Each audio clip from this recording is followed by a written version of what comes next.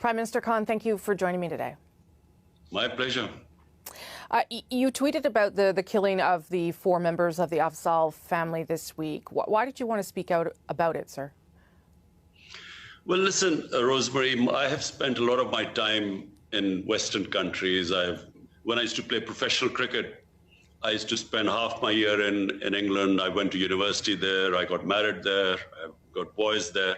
So I understand the Western culture. And I understand where the problems are. How come this Islamophobia is growing, and specifically after 9/11? There are 2 landmark dates from where Islamophobia has grown. One was Salman Rushdie's book in 1989, roughly. And secondly, it was after 9/11. And how did this division, the suspicion take place? After 9/11, the word Islamic terrorism, Islamic radicalism. Now, when these terms started becoming currency and announced by Western leaders, the man in the street does not understand. When you say Islamic radicals, it seems that there's something in the religion that makes people radical. And the man in the street cannot distinguish between a moderate Muslim and a radical Muslim. Terrorism has no religion.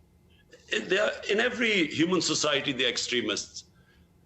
They are liberals, they're extremists, and bulk of the people are moderates. Well, I was just going to say, though, you've talked about this at the United Nations and many other places about a need for a holistic approach by the international community. What does that mean to you practically, Prime Minister? What do you need to see there? So I've been, every forum, I've been trying to say this because the 2, communities, Muslims living in Western world, they're the ones who suffer from Islamophobia.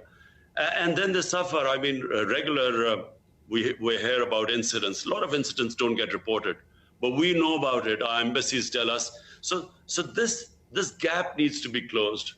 In this instance, it appears it was one person radicalized in some way on his own who did this.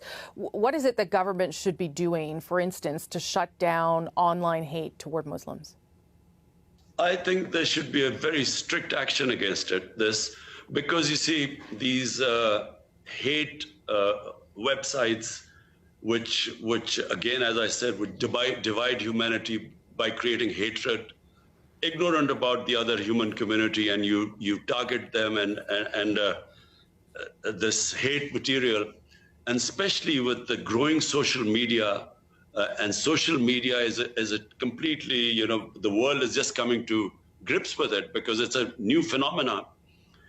And unfortunately, while there are so many benefits of social media, it's changing the whole world. But this one particular bit, when there are these hate websites, which create hatred amongst human beings, there should be an international action against them. And what would that look like to you, Prime Minister? What would be the mechanism for doing that, if you will? Whenever the international community, and by that I mean the world community, the world leaders, whenever they decide upon taking action, this will be dealt with.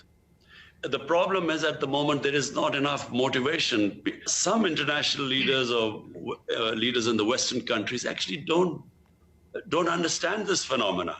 They too think that the Muslims are these weird people who have these weird customs, and they need to be put in place. So it just needs to be brought together, and there has to be understanding, and this can be promoted by world leaders. Do you plan to reach out to Justin Trudeau to have a conversation about this? Yes, I will.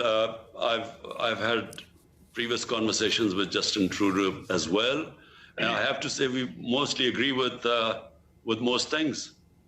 You may be aware, too, of a law in the province of Quebec here that bans public servants, teachers, judges, and others from wearing visible religious symbols, which obviously affects Muslims who wear the hijab, for instance. Quebec says this is a law about secularism. What do you make of that kind of law existing in Canada? I find this, secular extremism. It really is against, you see, the whole idea behind secularism is liberalism.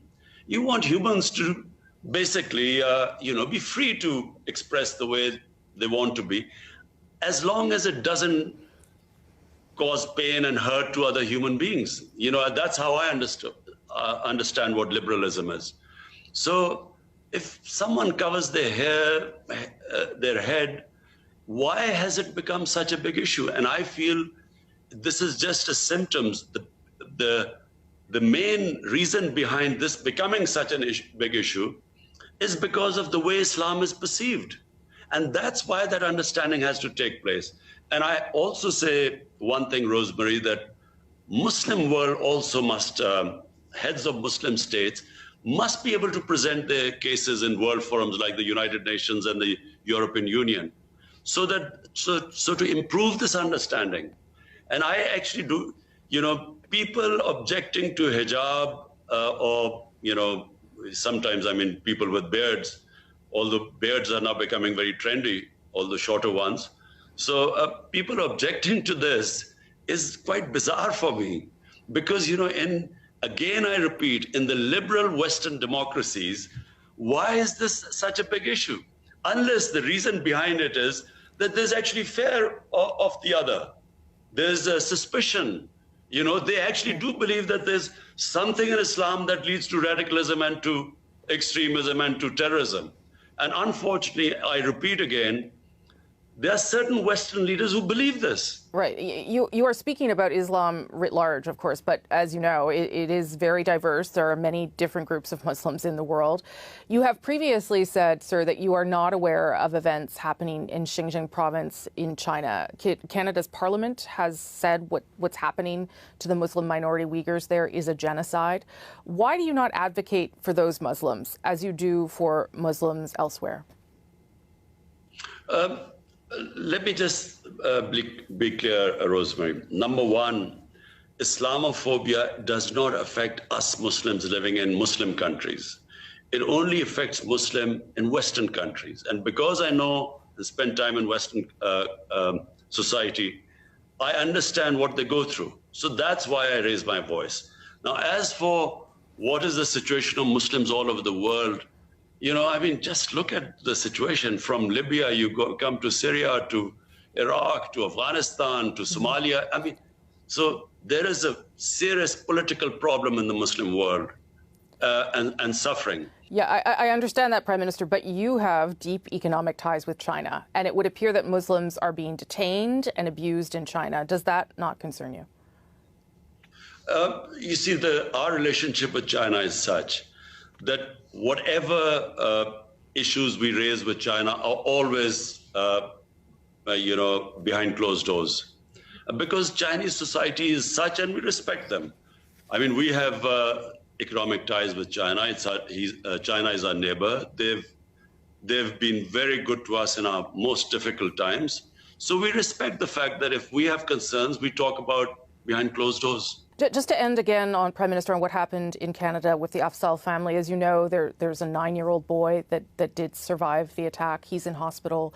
That family has many friends in the community. What would you say to their remaining family and friends after this event? I must say everyone is shocked in this country because, we saw their family picture. And so, a family being targeted like that has had a deep impact in Pakistan. We have our embassy in Canada is in touch with the other family members. We are trying to work out what we can do for them. And we will come up with some sort of a solution. Our foreign office, we're all in touch and we're working out. But at the moment, we're still in a state of shock because it is, when that happens, you immediately start thinking about your own family. Yeah. And you sort of worry about everyone gone and just one boy left. We'll work out. Prime Minister, thank you so much for your time today. I do appreciate it, sir. Thank you.